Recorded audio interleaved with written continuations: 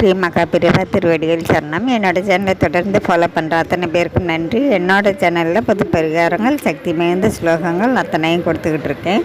ரொம்ப உபயோகமாக இருக்கும்னு நான் நம்புகிறேன். இந்த பதிவில் நாம் பார்க்க போகிறது, நம்மளே தொடர்ந்து வரக்கூடிய பாவங்கள், தீய கர்மாக்கள் அத்தனையும் தீரணும் அப்படிங்கும்பொழுது நாம் சொல்ல வேண்டிய அதி அற்புதமான மந்திரங்க.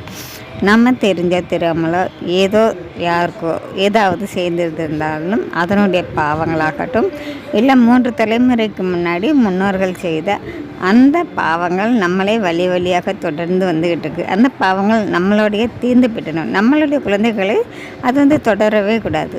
நாம் படுற கஷ்டம் நம்ம பிள்ளைங்க படக்கூடாது அப்படின்னு நினைக்கும் பொழுது நாம் செய்ய வேண்டியதுன்னு பார்த்திங்கனாக்கா, தினந்தோறும் இந்த மந்திரத்தை, அதாவது சிவமந்திரம், வாழ்க்கையை தலைகீழாக புரட்டி போடக்கூடிய அற்புதமான இந்த சிவமந்திரத்தை நீங்கள் தினந்தோறும் சொல்லிக்கிட்டே வாங்க. உங்கள் வீட்டிலையே எப்போ நேரம் கிடைக்குதோ அப்போல்லாம் சொல்லுங்கள்.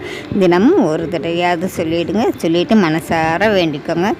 தெரிஞ்சும் தெரியாமல் செய்த தவறுகளுக்கு அந்த பாவங்கள் அத்தனையும் தீரணும். எங்களை தொடரக்கூடாது. இனிமேல் எங்களை நல்ல வழியில் வழி நடத்தணும். நீங்கள் தான் எங்கள் கூடவே இருந்து அனுக்கிரகம் செய்யணும்னு சொல்லி மனசார வேண்டிக்கோங்க. வேண்டிக்கிட்டு இந்த மந்திரத்தை தினமும் சொல்லுங்கள்.